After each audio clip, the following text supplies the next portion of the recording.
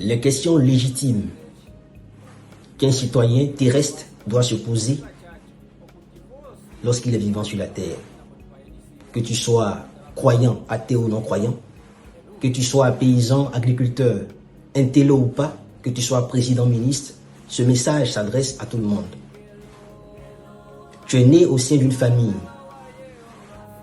religieuse ou athée, tu as grandi, tu pratiques depuis lors les coutumes, les traditions, les us de cette religion, de cette église ou de cette mosquée.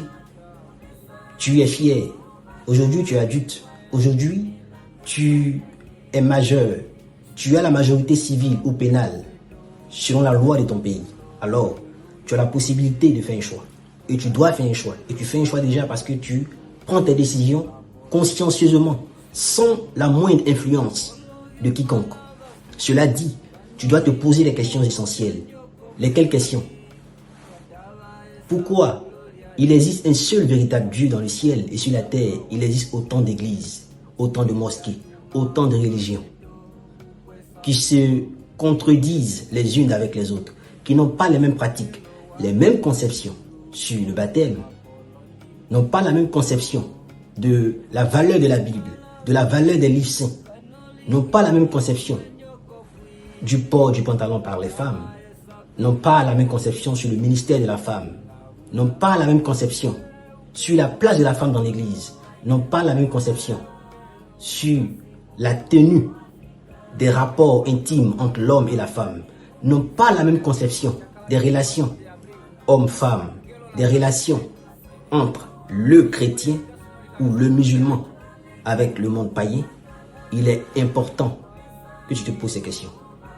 Il est important que tu te demandes pourquoi autant de doctrines différentes sur la terre, autant de personnes qui se réclament appartenir à des religions bien connues et qui posent des actes qui vont parfois même en contradiction avec les recommandations de leur religion. Des personnes qui se prétendent être chrétiennes ou musulmanes, mais qui fument la drogue, qui fument la cigarette, qui courent après les femmes, qui ont des rapports sexuels incontrôlés avec des personnes qu'ils ou qu'elles n'ont pas dotées ou mariées. Il y a anguille sous roche. Pourquoi aujourd'hui autant de guerres, ça et là dans le monde, entre Israël et le Hamas, entre Israël et le monde arabe? Pourquoi aujourd'hui le monde est divisé en deux pôles? On a l'impression qu'il y a une partie qui fait la volonté de Dieu et une autre qui ne la fait pas. Pourquoi cette division mondiale? Pourquoi cette division au sein des églises? Pourquoi autant de divisions au sein du branhamisme? Pourquoi autant de divisions au sein de l'islam? Pourquoi autant de divisions au sein des religions dites révélées ou rétablies? Autant de questions qu'un citoyen terrestre doit se poser. Oui, que tu sois enfant de Dieu ou enfant du diable, tu dois te poser ces questions. Que tu sois intellectuel, professeur, agrégé des universités, que tu sois paysan, tu dois te poser ces questions. C'est essentiel pour un citoyen terrestre. Je ne dis même pas un enfant de Dieu, je parle d'un citoyen terrestre. Un citoyen qui est féru de culture générale, qui s'intéresse des questions qui l'environnent, qui se pose autant de questions sur la marche de sa vie, sur la marche de son pays, sur la marche de son continent. Et quoi de plus sur la marche de sa vie personnelle et spirituelle. Quand on parle de spiritualité, il ne s'agit pas forcément de croire au véritable Dieu, mais tout est spirituel, comme le disent certains. Alors, si tout est spirituel, intéressez-vous à tous ceux qui parlent de spiritualité. Intéressez-vous à ceux qui se disent prophètes. Intéressez-vous à tous ceux qui disent avoir un appel de commission, qui prétendent avoir été interrogés, avoir été mandatés par Dieu, peu importe leur religion, leur dénomination. Approchez-les, écoutez-les, cherchez à comprendre. Parce qu'une chose est sûre, il ne peut pas avoir un seul Dieu dans le ciel et sur la terre. Il y a autant de contradictions les unes avec les autres. Des contradictions internes au sein de chaque religion, au sein de l'islam, des contradictions internes au sein de chaque dénomination, au sein de chaque église, au sein même de chaque communauté religieuse, comme des partis politiques divisés. Il y a problème.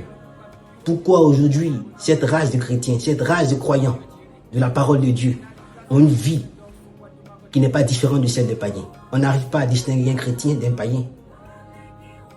Il y a problème. Est-ce la Bible qui ment? Sont-ce les Écritures qui disent faux? Ou c'est le comportement des gens qui font mentir la Bible? Or, je sais que la parole de Dieu reste intacte, indélébile et demeure à toujours. C'est pourquoi je vous invite à dépasser vos croyances religieuses, à dépasser vos appartenances religieuses et à écouter un homme que j'ai étudié, que j'ai cherché à comprendre, non pas selon ce que les gens me disent ou ce que j'ai entendu, non pas selon les on-dit ou les quand dira-t-on. Je me suis approché et j'ai cherché à comprendre de façon personnelle ce qu'il dit, ce qu'il prêche, ce qu'il enseigne. Et j'ai compris que tout homme qui prétend ou qui affirme avoir la vérité est toujours combattu par les églises, est toujours combattu par les religions, est toujours combattu par les hommes religieux. La Bible nous donne des exemples foisonnants. Moïse avait prétendu, comme vous le dites, être seul, combattu par les religieux de son temps. Noé n'a pas échappé à la règle.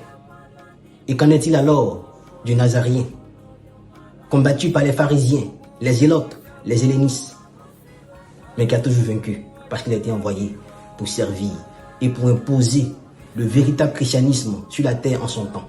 Oui, parce que le christianisme n'est pas une religion, mais une vie. Et 2000 ans après la venue du Nazaréen sur la terre, Paul est passé, Colomban est passé, Pierre est passé, Martin Luther est passé, William Seymour est passé, William Branham est passé. Aujourd'hui, il y a un homme qui prêche sur la face de la terre, dont le message est traduit dans plusieurs langues étrangères, internationales, africaines, mondiales, et qui affirme avoir la vérité de Dieu dans sa bouche. Il est la bouche de Dieu selon ses propos. Et si toi, tu es sur la terre, qu'attends-tu pour chercher à le connaître, à le découvrir, à l'écouter et te faire ta propre idée?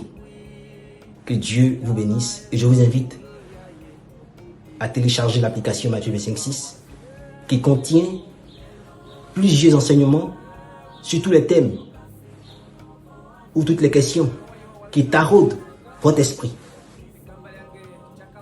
C'est le livre de vie de notre génération aujourd'hui qui aborde plusieurs sujets et qui touche la vie intime et la vie relationnelle entre l'homme et son transcendant, entre l'homme et son autre, son égal. N'hésitez pas, allez-y et que Dieu nous bénisse. Je vous remercie. Hello, Yehova.